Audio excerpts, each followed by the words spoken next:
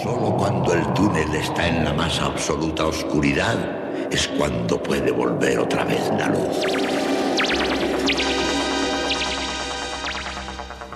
Estás entrando en el espacio en blanco. Una puerta a nuevas dimensiones de la existencia. Una nueva perspectiva sobre la realidad. Espacio en blanco. Hola, buenas noches. Aquí llegamos, es tiempo de misterios. Abrimos el espacio en blanco. Temas exclusivos nos esperan hoy. Ahí va un avance de lo que os hemos preparado. Haití y sus misterios será uno de nuestros objetivos en el viaje que vamos a realizar, pero habrá muchos más. Temas exclusivos e invitados exclusivos están en nuestro estudio. Solo nos queda saludar a dos periodistas de raza. Vicente Romero. Buenas noches, don Vicente. Hola, buenas noches. Un placer que estés aquí. Sé que eres nocturno, pero no sé si es demasiado tarde para estas horas para ti. ¿Son horas demasiado tarde? No, nunca es tarde si la programación es buena. Sí, me gusta. Déjame que te presente. ¿Puedo decir lo que escriben en tu página web? No, por favor. Bueno, pues uno de los periodistas más importantes de nuestro país ha estado en la guerra de Vietnam, Siria, Irak, las cárceles secretas de la CIA, la prisión de Guantánamo, la epidemia de ébola en Sierra Leona. Comenzaste en el diario Pueblo y has hecho más de 350 reportajes para Informe Semanal. ¿Fue el último que hiciste en esta casa? Hace muchos años de mi vida en Televisión Española y sobre todo en Informe Semanal, y me despedí en Informe Semanal. Te decía a micrófono cerrado, creo que te lo dije la otra vez que estuviste en el programa, que si yo admiro a alguien en el mundo del periodismo es a ti. Me dabas mucha envidia cuando hacías esos reportajes desde esos países y sobre todo con ese toque humano que poca gente tenía y tratando de comprender la realidad que había por detrás. Te agradezco mucho los elogios exagerados, pero también hay que decir que era una época en que era más fácil, por decirlo de alguna manera, para los periodistas trabajar, porque los medios mandaban enviados especiales, ya no. Los medios valoraban la información incluso como fulminante de la solidaridad, ya no. Entonces, bueno, se hablaba de la crisis de Ruanda, de esa tragedia, constantemente, por ejemplo, mientras duró. Ahora hay otras tragedias que están completamente olvidadas en distintas partes del mundo y no se habla jamás de ellas. ¿Cómo ha cambiado el mundo del periodismo, Sí. ¿Cómo ha cambiado para mal el mundo de la información? Desgraciadamente. Has tenido un montón de premios, el Ondas Internacional, Víctor de la Serna, Cirilo Rodríguez, Club Internacional de Prensa. Bueno, pero todo eso es historia ya. Y has hecho un libro, hoy no vamos a hablar de él, pero le tengo muchas ganas, el último, Los Señores de las Tijeras, el cine que la censura nos prohibió. Qué ganas tengo de meterle mano a este libro. Cuando quieras hacemos otro especial. Cuando tú quieras hablamos de la censura. Vale, porque hay mucha gente que está esperando este programa. Te acompaña Miguel Romero. Buenas noches, otro periodista de raza. ¿Cómo estás, Miguel? Hola, ¿qué tal? Bueno, mi padre es periodista de raza, yo soy poco periodista por herencia. Por obligación, ¿no? Porque al final son muchas horas en casa compartiendo y escuchando a tu padre, a mi padre. Claro, algo se tiene que pegar. Algo de lo bueno también. Realizador, director de cine, ha realizado más de un centenar de piezas y documentales. Dice aquí que conoce 64 países y has estado en... Alguno más en este tiempo ha crecido ese número. Sí, vale. Sí. Has estado en Siria en pleno conflicto armado, en Mogadiscio, en Somalia, en la ciudad más peligrosa del mundo, en Sierra Leona y en Haití. Sí, entre otros. Muchos. He cubierto muchas catástrofes también. Siempre con ese toque solidario, ¿no? Qué bonito ese toquecito de verlo ahí. Ese toque heredado, como decía, sí. Vale, un placer tenerlos a los dos aquí. Como tenemos poco tiempo y decíais que no íbamos a poder llenar una hora hablando de estas cosas, nos vamos de viaje. Tras esa primera introducción nos invitamos a un país fascinante, pero con lo suyo, ya veréis. Los expertos que hoy nos visitan conocen bien la zona y junto a ellos vamos a tratar de comprender por qué Haití es un país tan diferente. Óscar Alejandro nos ofrece algunos datos. Hace mucho no escuchamos una buena noticia que tenga que ver con Haití. En tan solo 2 años, este país ha sido azotado por 2 terremotos que han dejado cientos de miles de personas fallecidas, sin dejar de mencionar los constantes huracanes y tormentas tropicales que año a año no dejan que la nación termine de recuperarse cuando ya está a la vista una siguiente amenaza. Y si a eso le sumamos la inestabilidad política, estamos ante la vista de un país que lamentablemente vive en un inexplicable y constante caos. ¿Qué sucede en ese país? ¿Es tan maldito como algunos piensan? Nuestros invitados traen respuestas. Pues Vicente, empezamos contigo. ¿Cómo surge Haití? Las veces que estoy ahí me contaban que era la primera república negra en independizarse del mundo. ¿Cómo surge? Haití era una colonia francesa de producción agrícola, para la que se llevaron miles y miles de esclavos de África. Uh-huh. De ahí que la mayor parte de su población sea negra, y Haití vivió la primera revolución. Se le puede llamar revolución porque aspiraban a un cambio profundo, que es lo que revolución significa, ¿no? Los esclavos se rebelaron, convocados por un gan y una mambó, es decir, un sacerdote y una sacerdotisa vudú. El vudú había viajado con ellos en los barcos esclavistas como sus creencias fundamentales, como parte de su costumbre, de su derecho constitucionario, de todo. Es decir, estaba en la esencia de esa sociedad sometida a la opresión colonial, y por eso la rebelión brotó de esas esencias, y de ahí que el vudú haya estado presente en toda la historia hasta la actualidad de Haití. ¿Se cargaron a los blancos que había, a los franceses, cuando proclamaron la República Independiente?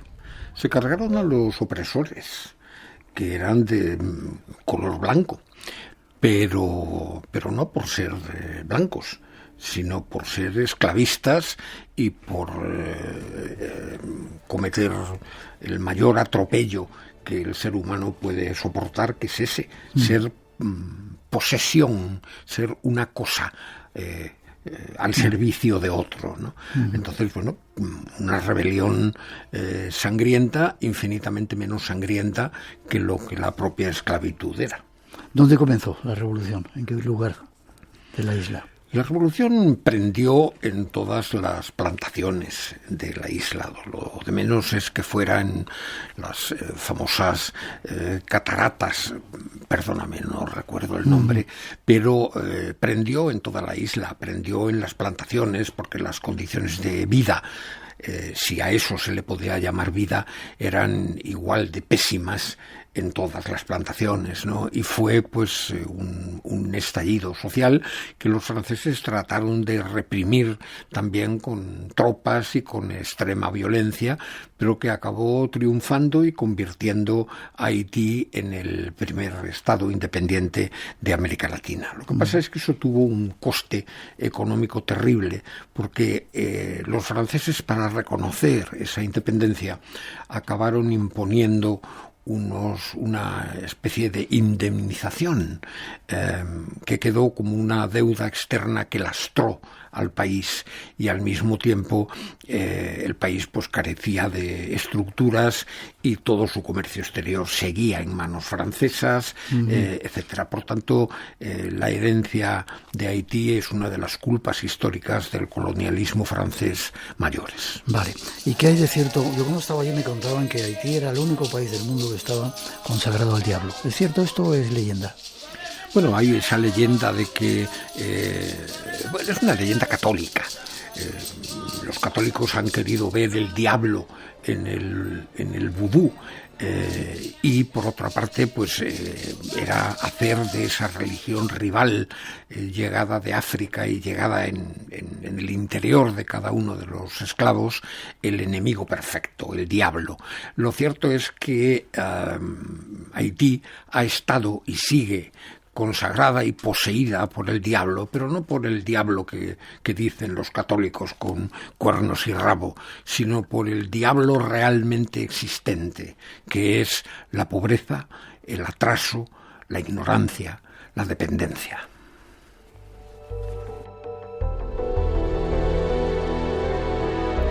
En esta primera introducción hablábamos de dos países en la misma isla, República Dominicana, pujante, Haití en la miseria. ¿Por qué? ¿Hay alguna explicación? Quizá esa deuda de los franceses que les ha lastrado. Sí, sobre todo esa deuda. Los dos países han tenido dictaduras, han tenido tiempos difíciles, pero el desarrollo histórico de ambos ha sido diferente y ese desarrollo histórico ha condicionado muchas cosas. Tampoco es que el país vecino sea un paraíso, ¿no?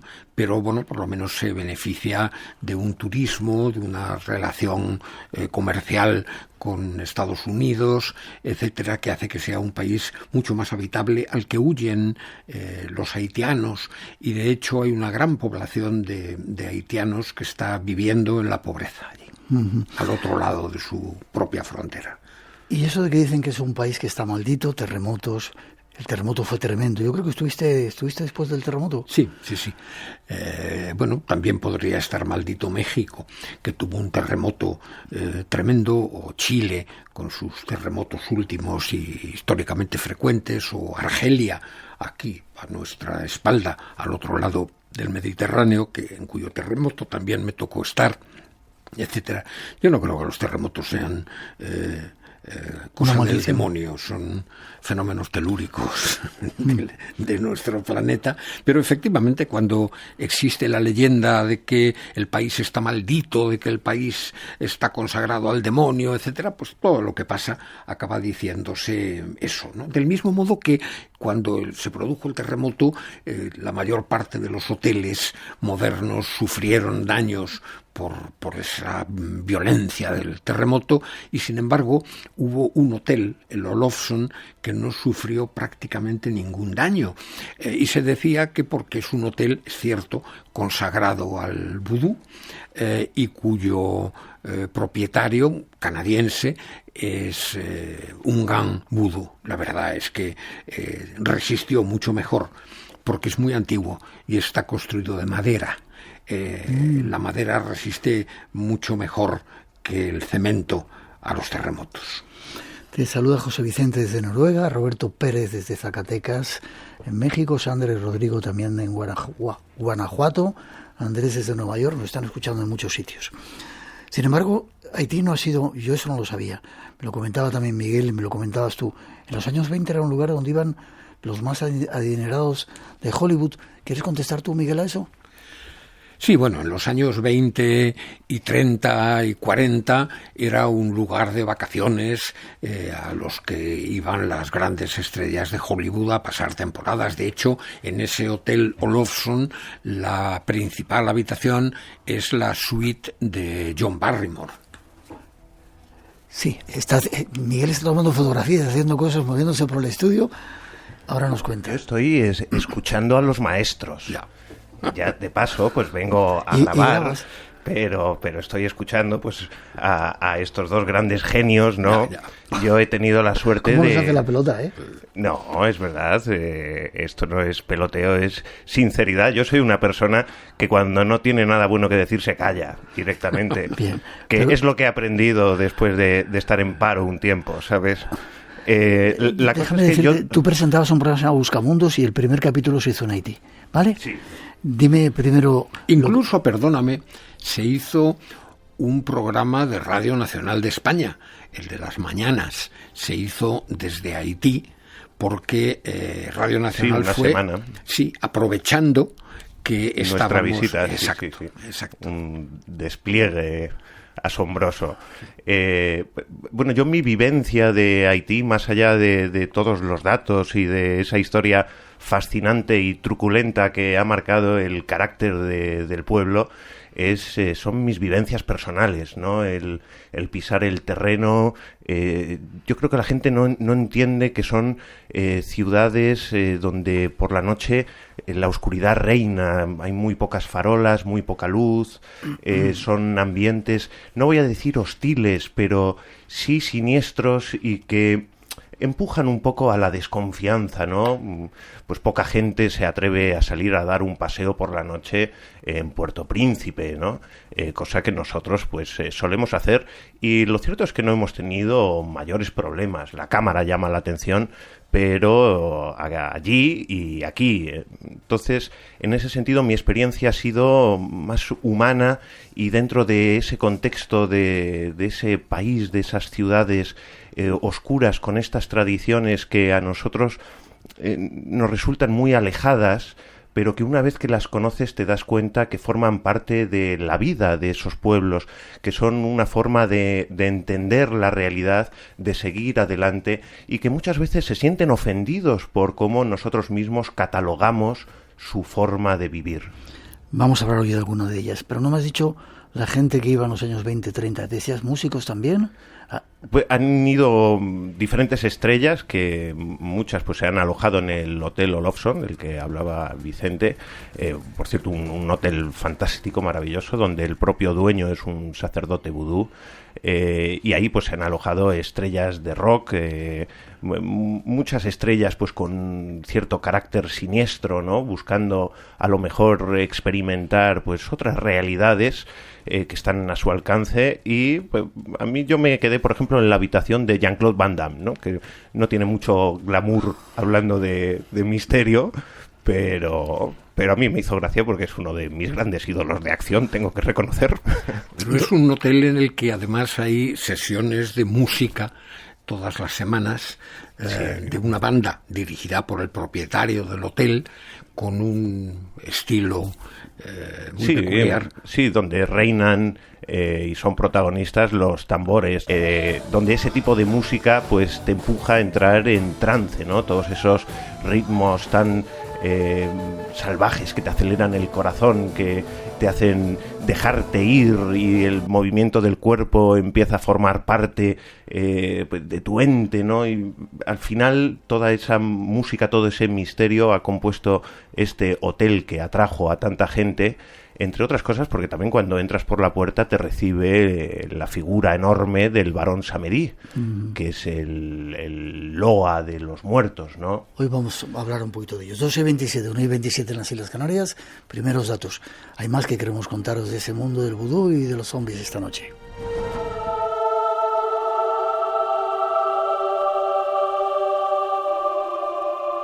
La religión mayoritaria de Haití es el vudú. ¿Pero de qué se trata? Nuestro invitado nos informa en un reportaje de Televisión Española.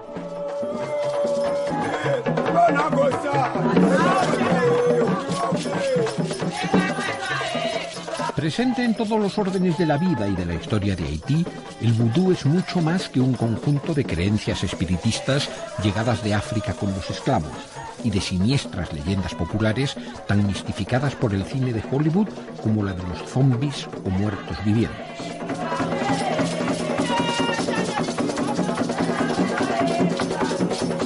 El vudú no solo es la religión mayoritaria de Haití, sino también su principal seña de identidad nacional. Despreciado por las clases dominantes como superstición, sus prácticas aportan formas primitivas de organización social en un estado fracasado.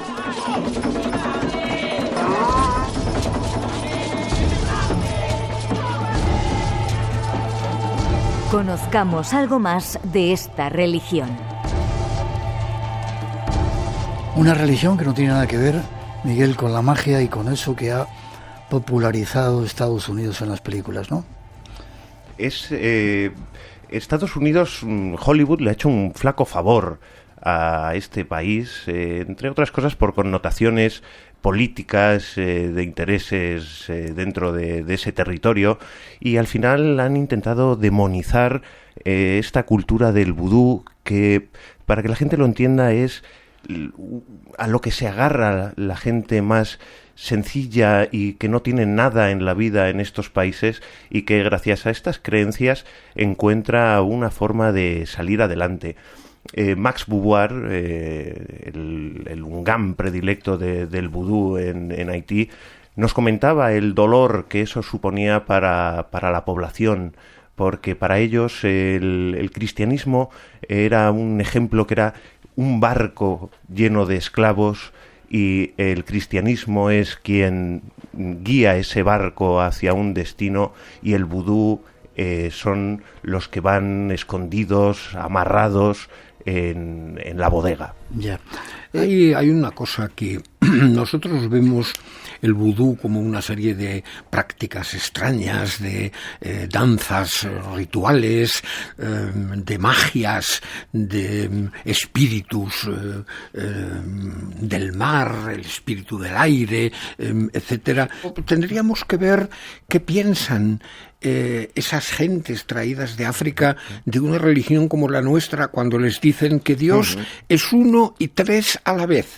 El Padre, el Hijo y el Espíritu Santo, que es una paloma blanca que dejó embarazada a una señora que era virgen y que siguió siendo virgen después del parto. Y quiero decir que para ellos es un poco raro todo eso del catolicismo, y tenemos que tenerlo presente para no considerar nosotros también un poco raro todo eso que nos extraña del vudú. Y hay que entender también que el vudú ha supuesto dentro de esa sociedad un tipo de justicia social, donde el Estado no existía y donde pues las mambós y los unganes impartían una pequeña justicia, ya que la zombificación, de la que hablaremos ahora más adelante, es un castigo que se impone a modo de justicia. Es el máximo castigo, la máxima pena. No hay pena de muerte, hay pena de zombificación, igual que no hay pena de cárcel, sino todo lo contrario, hay pena de destierro. Ya. Tenemos algunos cortes. Primero, me parece que ha sacado de vuestros documentales un poco de música de vudú. Vamos a escucharlo.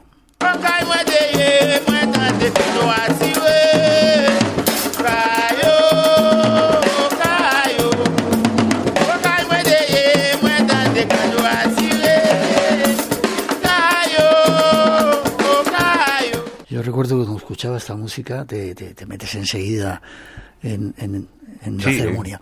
Pero es una música feliz. Tiene una connotación de alegría. Quiero decir que nos podríamos esperar algo oscuro, siniestro, ¿no? Y ellos no lo ven así, lo ven con esta tonalidad, con esta música. Hay un cortecito más que es algo que grabasteis dentro de un ritual de vudú.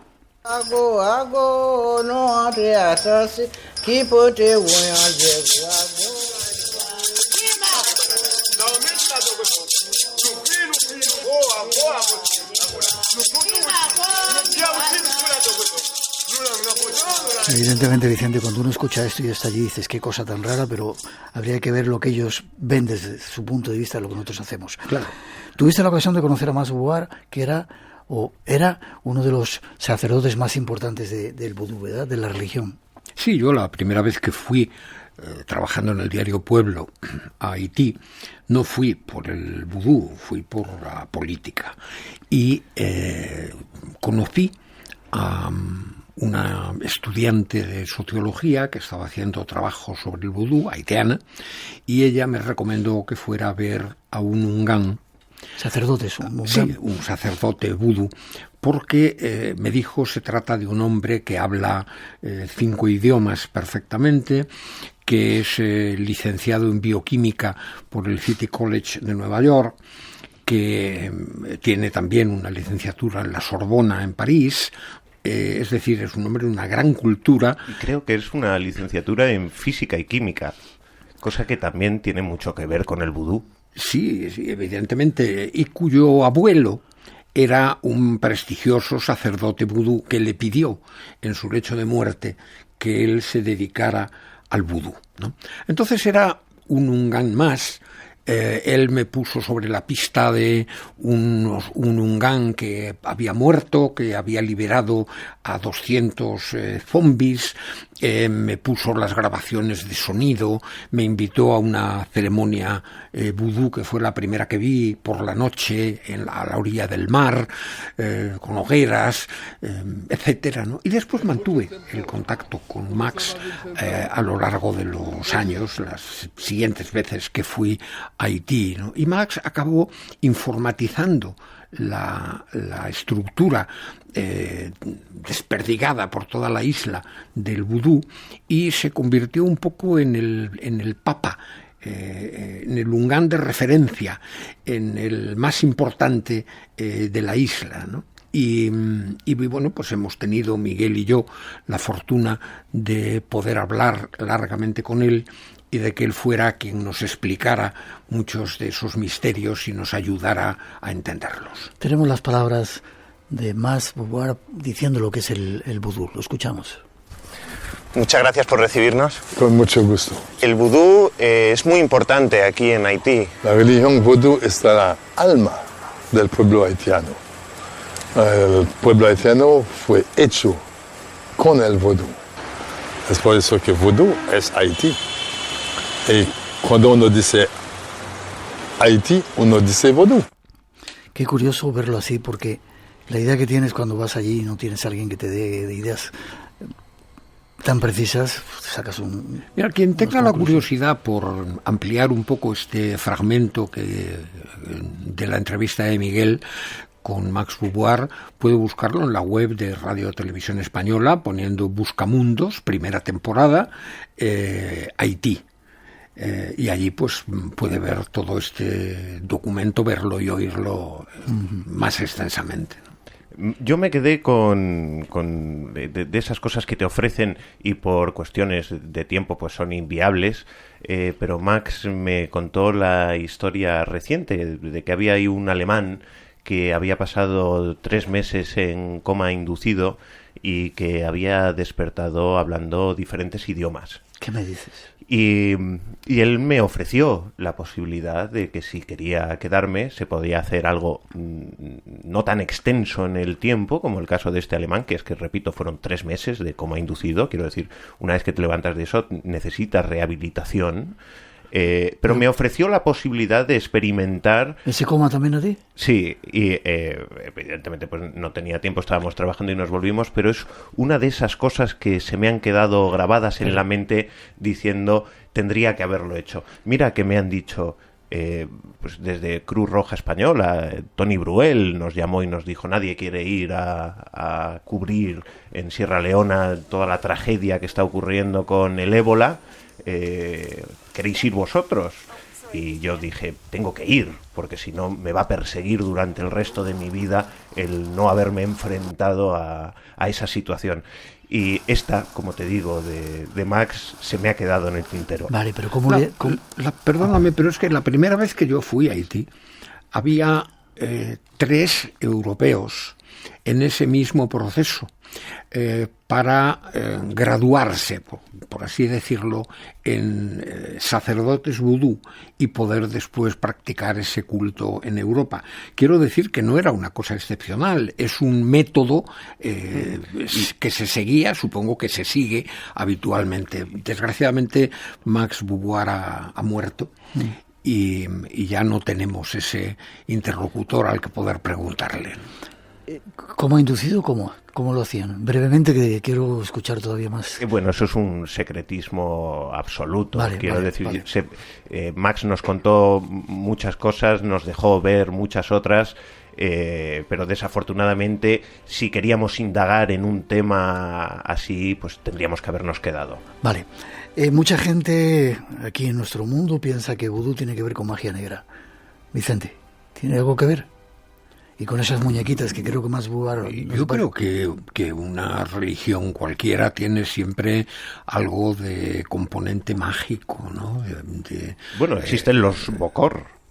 Los Bokor son... Bueno, sí. Los brujos. Son brujos que se supone, desde nuestro punto de vista, lo catalogaríamos como magia negra. Sí, ellos mismos dicen que los Bokor son el lado negativo de la religión vudú y que, bueno, pues que tienen un papel importante pero negativo. Miguel hablaba del papel social que hace el Lungan y la Mambó, consolándote como puede hacer aquí el párroco de un pueblo, escuchándote, aunque no exista allí la confesión como en la religión católica, escuchando tus pecados, tus penas, tratando incluso de ayudarte, como puede hacer aquí Cáritas, etcétera. Pero también existe un lado oscuro, un lado negro en el vudú con los bokores, en el vudú y en otras religiones. Vamos a escuchar lo que decía Masbuar acerca de alguna pregunta que tú le hacías acerca de los muñequitos. Los alfileres en los muñecos. Le preguntamos si existe realmente o no. Vamos a escucharlo. No, son mitos porque no quieren a los haitianos, no quieren al vudú, no quieren a la cultura haitiana y dicen lo que quieren porque son poderosos, tienen mucho dinero y hacen daño a la población haitiana. Pero no es la realidad. En realidad, vudú es la manera de vivir de los haitianos. Vivimos con el vudú. Y es una buena cosa. El vudú es Dios. Es la manera para nosotros de saludar a Dios. Dios es un ser extremadamente cruel. Cuidado con lo que dices, yo no me hago responsable de lo que dices. Sí, lo decía en broma hasta Jardiel Poncela en la Tournée de Dios, ¿no? En la que Dios reflexionaba en esa obra maestra del humor, diciendo, no sé por qué cada vez que intervengo yo hay un montón de muertos, ¿no? Viendo el mundo y sabiendo, creyendo que existe un Dios que nos cuida y que nos protege, hay que decir que o lo hace bastante mal o es un ser extremadamente cruel, ¿no? El Dios, los dioses del vudú son también extremadamente crueles, efectivamente. Y hay muchos, de cada elemento hay uno. Barón Samedi es el del cementerio, pero hay un montón de ellos. No vamos a entrar en ello, porque si no, no nos da tiempo. 2:41, 1:41 en las Islas Canarias. Más cosas que queremos contaros después de esa introducción.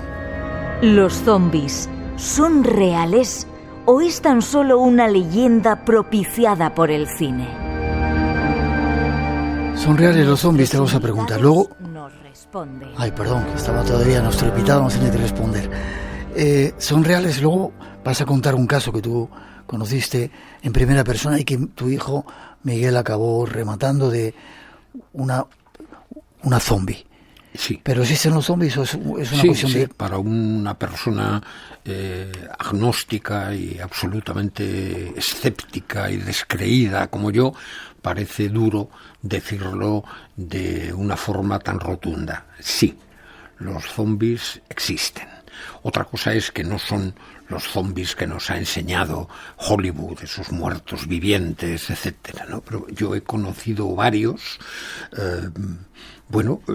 a través de Max Huguard y también a través del doctor Lamarck Duyon, que era representante de la UNESCO y director del Hospital Psiquiátrico de la Universidad de Puerto Príncipe, que se hizo cargo de varios zombies tras la muerte de un Huguán y se le murieron la mayor parte, pero consiguió recuperar a uno al que pude entrevistar sobre la lápida de la fosa en la que estuvo enterrado, a una zombie que se había recuperado muy mal y estaba refugiada en una emisión evangelista de la localidad de Gonaïves, e incluso una niña, que es a lo que tú hacías referencia, Rosemarie Telesma, una niña que había sido zombificada y que murió en brazos de su madre.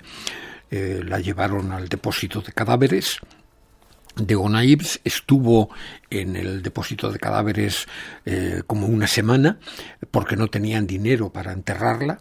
Finalmente la enterraron pues con aportaciones a escote de todo el pueblo y no sé si fueron 2 años después apareció en la puerta de su casa llamando, completamente muda, sin voluntad, obedeciendo ciegamente, zombificada. Esa niña fue llevada al mismo centro evangelista donde estaba la otra zombie, y allí la conocimos acompañada por sus padres, el doctor Lamarck Dujon y yo, y nos propusieron que nos la lleváramos. Entonces yo acepté, el doctor Dujon ofreció una plaza en su hospital, el coche de producción de Televisión Española se llevó a aquella zombie infantil, y tengo que decir que el productor de televisión... Lo pasó mal, ¿no? Sí, no me ha perdonado nunca aquel viaje nocturno que hizo con la niña zombie en el coche desde Gonaives hasta Puerto Príncipe. Unas cuantas horas, ¿no? Efectivamente, sí. Entonces, bueno, pues... Hay que decir que seguramente... Espera, en este micrófono. Hay que decir que seguramente sea una de sus anécdotas más lujosas y que más éxito tienen en sus veladas. Sí, pero realmente me consta que no lo pasó bien. Yo tampoco lo habría pasado bien. No era la mejor compañía para hacer un viaje nocturno, desde luego, ¿no? Y esa niña trató de deszombificarla Max Beauvoir en una ceremonia secreta que nos permitió filmar. El doctor Dujon dijo que la niña era ya paciente suyo y que él necesitaba asistir a esa ceremonia. Max Beauvoir autorizó. El doctor Dujon estaba haciendo una investigación profunda sobre la zombificación y sobre el vudú, y él fue el que me explicó el veneno que se utiliza. Eso te iba a preguntar, ¿cómo se llegan a producirlo? Sí, que se utiliza para zombificar, que parece ser que son unos polvos extraídos de lo que allí llaman el pez poz, que es el pez globo, que también existe en Japón y que en Japón se considera un manjar, pero un manjar peligroso del que hay que quitar las vísceras, que es donde está este veneno, ¿no? Y efectivamente el doctor Dujon pagó caro después esas investigaciones, pero se hizo esa ceremonia y no se consiguió deszombificar a Rosmarie. Yo después ya me alejé de allí, no volví en varios años y no volví a saber de Rosmarie, pero vamos, la conocí a ella y a otros 2 zombies más. Y de Rosmarie pedí el certificado de defunción, estuve en la funeraria comprobando que había estado 7 días muerta en la cámara frigorífica, aparentemente muerta, sin latirle el corazón y fría durante una semana. Por eso tengo que decir que sí, que creo en los zombies, claro. Ya. Los he visto, los he tocado. Luego Miguel nos vas a contar cómo termina esa historia. A mí me relataban cuando estaba allí, que por el miedo que tenían a los zombies, cuando enterraban a los familiares, que a veces lo hacían en la puerta de casa, los ponían boca abajo por si se resucitaban, si escarababan, fueran para abajo y no salieran hacia afuera. ¿Un mito? Bueno, hay mucha gente que hace muchas cosas cuando temen que haya sido zombificado su familiar, pero no parece muy creíble si tienes en cuenta que el zombi no sale solo de la fosa, sino que hay todo un ritual que se reconstruyó. Es un ritual secreto y no se podía filmar uno con un muerto de verdad, porque habría tenido unas responsabilidades jurídicas grandes, pero se reconstruyó para televisión, para el programa en portada, una ceremonia de extracción, primero de sepultura y después de extracción del zombi de su fosa. Y efectivamente hay todo un ritual, tiene que haber un ungan, un bokor, el zombi no abre la tumba desde dentro, sobre todo si le han puesto 3 metros de tierra encima y una lápida de piedra, ¿no? Requiere toda una mano de obra y entonces es igual que esté el cadáver boca abajo, boca arriba o de lado.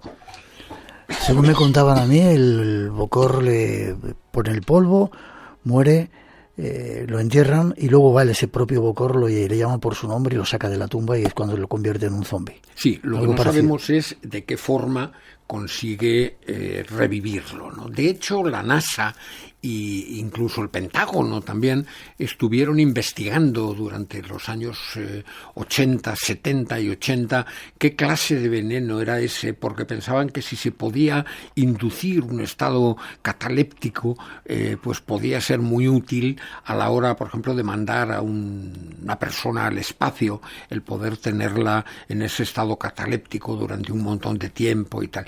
No se sabe en qué acabaron esas investigaciones, seguramente en nada, porque nos habríamos enterado. Siempre se han dicho que derivados de esas sustancias se han utilizado aquí en forma de burundanga para las violaciones, la sumisión química, y muchas de esas drogas vienen precipitadas por ese uso en el vudú. Sí, lo que pasa es que aquí en vez de llamarle brujería le llamamos industria farmacéutica. Toma ya otra. Yo no me hago responsable de lo que tú dices. ¿Qué pasó con el Yo sí. Pero yo no. Yo soy cobarde. La gente que hace sus negocios con la salud de los demás, que niega las patentes, el uso de las patentes a muchos países para fabricar medicamentos que son esenciales, etcétera, etcétera, tiene mucho de malignos. Vale. ¿Qué pasó con el doctor? Bueno, pues tiempo después volví a Haití, fui a ver a Masouar. Estaba exiliado, pasó una temporada exiliado en Estados Unidos y fui a ver al doctor Lamarck Dullon al hospital donde lo había entrevistado y había estado con él, y me encontré con que en el hospital, el director del hospital de la Universidad de Puerto Príncipe me decía que nunca había habido un doctor Lamarck Dullon, que no existía nadie llamado Lamarck Dullon vinculado de alguna manera a ese hospital. ¿Y tú lo habías visto allí, claro? Yo lo había visto y lo había filmado. Entonces salí muy confundido con mis compañeros Antoñito Galvez y Evaristo Canete, y en el aparcamiento se nos acercó un trabajador del hospital con su bata blanca y nos dijo bajito: vayan ustedes a la universidad y pregunten por el doctor Dullon, el hermano del que fue director del hospital, que ha sido borrado de la historia, y el hermano es catedrático de sociología. Fuimos a la universidad y el hermano del doctor Dullon nos dijo que su hermano había llegado demasiado lejos en las investigaciones y que había sido condenado a muerte por la máxima autoridad, la asamblea que hace de máxima autoridad del vudú, una especie de asamblea episcopal de Unganes de Haití, y que había sido condenado a muerte y que enloqueció. Quedó internado en el hospital que él mismo dirigía con una camisa de fuerza y murió, y que ha sido completamente borrado de la historia. Incluso otro hermano de Dullon, que es catedrático en Estados Unidos de psicología, fue a la isla a investigar la muerte de su hermano, pero fue con su familia y tuvieron un accidente automovilístico tremendo, se partió las dos piernas y dijo, bueno, yo no quiero saber nada más de esto, se volvió a Estados Unidos, y eso nos lo contaba el hermano de Lamarck Dullon, que en paz descanse. Creo que tenemos algo que dice más Bouvard acerca de todo esto de los zombies. Vamos a escucharlo. ¿Los zombies existen? Sí, normalmente zombies existen como mala gente existen. Aquí en Haití, en todos los países del mundo, tienen siempre malas personas que quieren hacer daño a la gente, que llamamos generalmente criminales. Siempre tenemos. Pero en otros países le matan con cuerda, con varias maneras, sillas eléctricas, cosas así. Pero para nosotros no, tienen una manera de sacar el malo espíritu de la persona. Y así nunca se puede hacer malo a nadie, porque es un zombie. Y nunca un zombie va a hacer daño a nadie de esta manera.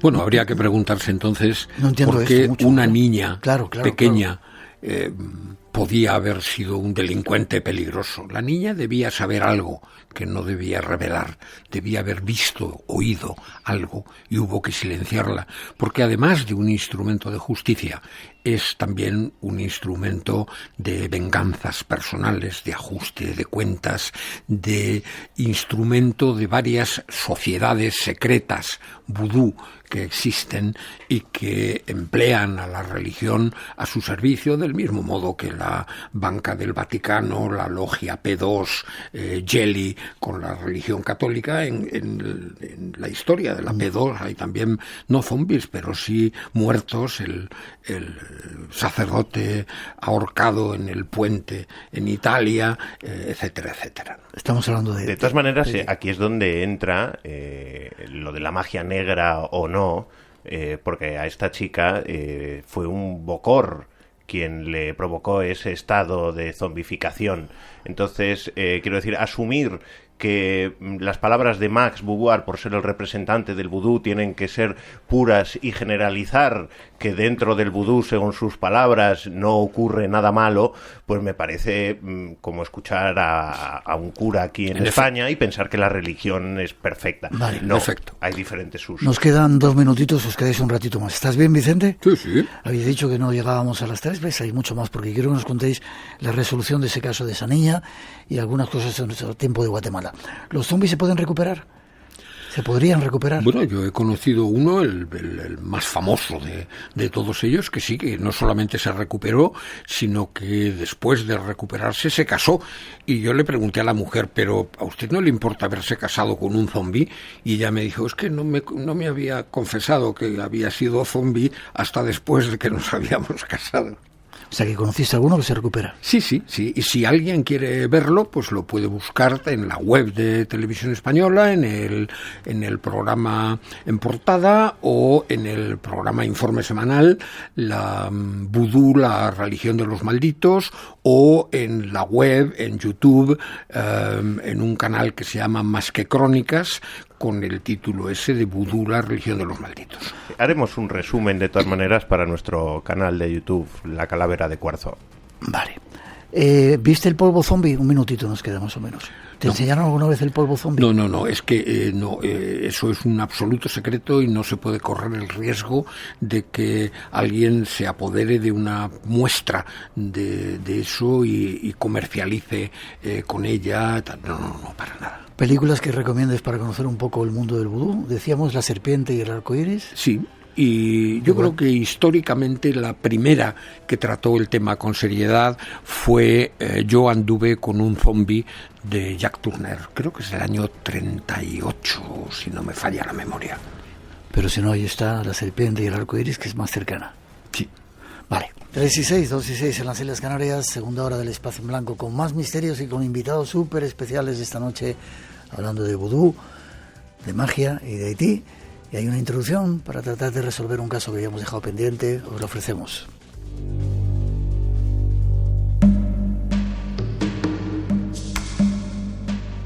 Nuestros invitados han visitado varias veces Haití.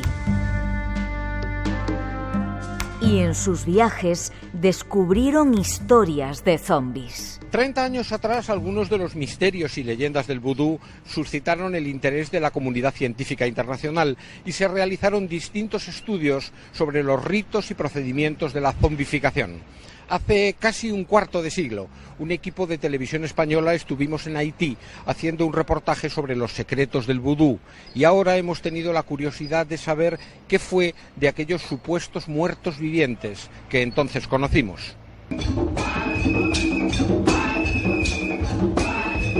A finales de los años 70, científicos de la NASA, universidades norteamericanas y funcionarios de la UNESCO se interesaron por el mito de la zombificación. Surgieron entonces varios casos de personas que, tras ser dadas por muertas y enterradas, habían reaparecido con las facultades mentales muy mermadas. El doctor Dujon, director del Hospital Psiquiátrico Universitario de Haití, en colaboración con el psicofarmacólogo norteamericano Nathan Klein, estudió varios casos de zombies, documentados con certificados de defunción e inhumación. Un zombie, c'est un individu. El mundo de los zombies. ¿Y si nos adentramos en él? Ya hemos hablado, Vicente nos ha contado algunas experiencias, le escuchábamos en esos reportajes que había preparado. No os voy a dejar hablar porque tenemos un corte de un conductor que iba contigo, me parece, Miguel. Sí. Esto nos contaba. Hay muchos casos de zombies en esta ciudad, pero la gente no quiere hablar de eso porque les da miedo. Pero hay muchos otros casos en la ciudad, de zombies. Es decir, que la gente tiene asumido que la zombificación es una cosa normal, ¿no? Y creo que tenemos... Sí, y es una cosa tabú también entre ellos mismos, no solo por la desgracia de sufrirlo, porque es un señalamiento entre los vecinos, ¿qué habrá hecho esa persona para acabar siendo zombificada? Sino también por toda esa cultura que comentábamos de cómo se está tratando el tema del vudú, ¿no? Ahora dentro de Haití es muchísimo más difícil, si no tienes contactos, llegar a estos casos porque los guardan en absoluto secreto para que no podamos sacarlos de contexto. Ya. Esa niña que tú, Vicente, habías visto, la sacasteis del hospital y luego la encontrasteis, ¿dónde? ¿Qué pasó con esa niña? Esa niña la fui a buscar años después, preguntándome qué habría sido de ella, muchos años después, y perdón, y la encontré con su familia. Ya no vivían en Gonaives, vivían mucho más al norte y en una casa mucho más lujosa que la vivienda pobre en donde yo los había conocido. Lujosa quiere decir que tenían un poquito más de comodidades, sí, que tenían paredes y techo. Lujosa para el estándar claro, haitiano, claro, sí, que aquí sería pues de una clase media baja, ¿no? Pero de la pobreza a la clase media baja había habido una ascensión de clase, ¿no? Bueno, el hecho es que conseguí encontrarla y ella era una mujer mayor, no había sido nunca recuperada y la familia la mantenía en una caseta hecha con carambucos de cemento en el patio, en el jardín de esa vivienda, encerrada. Seguía sin poder hablar, le dieron de comer trozos de pan que agarró como un mono con las dos manos adentelladas, etcétera. Y vimos que el caso había sido irrecuperable y allí seguía aquella pobre mujer, ¿no? Bueno, yo di la historia por acabada hasta que volvimos con Buscamundos. Entonces Miguel quiso ir a Cap Haitien, que es en el extremo norte de la isla donde había visto yo a esa mujer por última vez. Yo dije que yo no iba, yo ya había dado la historia por acabada y entonces volvió Miguel en su busca y siento no haber ido porque efectivamente se encontró con un final sorprendente para esta historia. ¿Me dejas que escuchemos el corte que nos has preparado? Y luego nos cuentas, escuchamos el corte. Ella tuvo un dolor de estómago, no podía respirar. Finalmente, su familia no tenía suficiente dinero para comprar los medicamentos. Ella está muerta desde marzo. ¿Dónde fue enterrado el cuerpo? Bueno, yo no conozco los detalles. Fue la municipalidad la que se ocupó. No sé si la familia no lo sabía, porque yo, como cuidador, no estoy obligado a informar a la familia. Mire, esto no le interesa a nadie, no interesa lo ocurrido. Yo era el cuidador, la familia no tenía dinero para comprar los medicamentos y ella murió. Se murió, se acabó. Se murió y se acabó. ¿Quién era este personaje? ¿Qué te encuentras tú cuando vas a tratar de saber el final de esta mujer? Bueno, yo fui intentando eso, el darle un final a esta historia y conocer de primera mano pues a una mujer zombificada, ¿no? En esa búsqueda incansable que tenemos del misterio y de comprender todo esto que tanto nos fascina. Lo cierto es que fue muy complicado encontrar a la familia. Vivían en lo alto de un monte, en una casa paupérrima hecha de cemento, completamente fría, y se sorprendieron mucho a nuestra llegada. Fueron unas 7 u 8 horas de negociación con ellos para que nos dijeran algo al respecto de dónde estaba Rosmarie, porque no la encontrábamos. Y ya te digo que después de todas esas horas de discusión con ellos, de intentar llegar a un acuerdo para que nos dieran cierta información, desistí y nos fuimos con el coche, y en el camino de regreso nos cruzamos con dos chicas a las que nos paramos a llevar porque estaban haciendo autostop, iban cargadas pues con diferentes frutas, y resultó ser las hermanas de Rosmarie. ¿Qué me dices? Una casualidad... De esas maravillosas que te regalan estos viajes, ¿no? Entonces ellas mismas nos dijeron, vamos a preguntar al hospital central del pueblo, donde la última vez que le perdieron el rastro fue ahí su propia familia. Nos acercamos hasta allí, estuvimos preguntando por Rosmarie, por los médicos que nos habían dicho que la atendían, negaron rotundamente que jamás hubiera habido ahí ninguna paciente con ese nombre y menos pues con esas características, ¿no?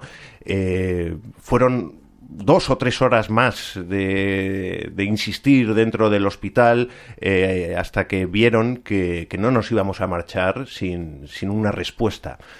Y de repente apareció un tipo siniestro, con unas facciones duras, que nos quería despachar de una manera pues muy poco elegante, y nos dijo esto de esta manera tan despectiva, ¿no? No tenían dinero, Rosmarie murió, no había por qué informarle a la familia, y todo esto lo comentó delante de las propias hermanas de Rosmarie, que empezaron a llorar desconsoladamente por esta terrible noticia y el tener que subir ahora al monte andando para decirle a sus padres que Rosmarie finalmente, después de tantos años de tragedia y de sufrimiento, ha acabado en una fosa común.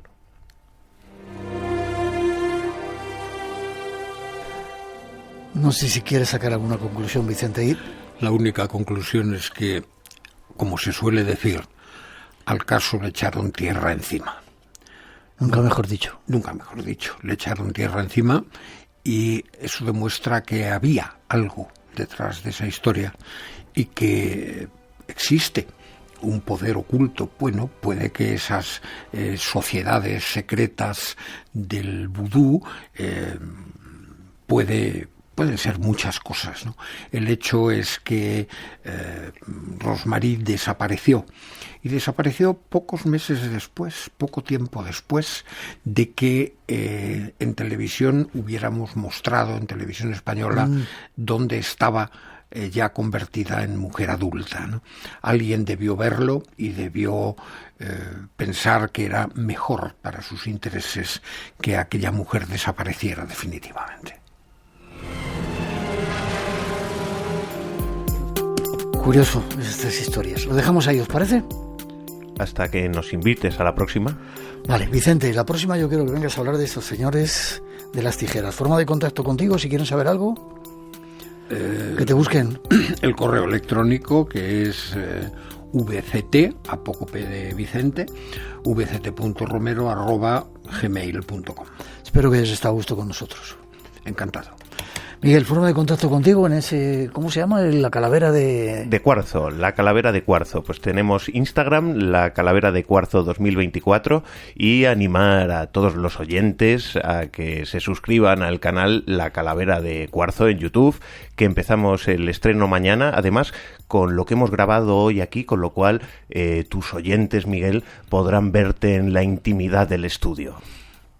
Mira, me has dejado sin palabras. Uy, qué raro. Un abrazo, nos vemos, ha sido un placer estar con vosotros. 13:25, 2:25 las Islas Canarias, hay más espacio en blanco esperando.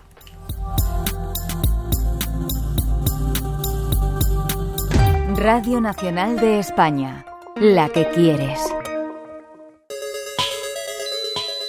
Escuchas pitidos, zumbidos, murmullos, chasquidos, soplos. Cada vez somos más.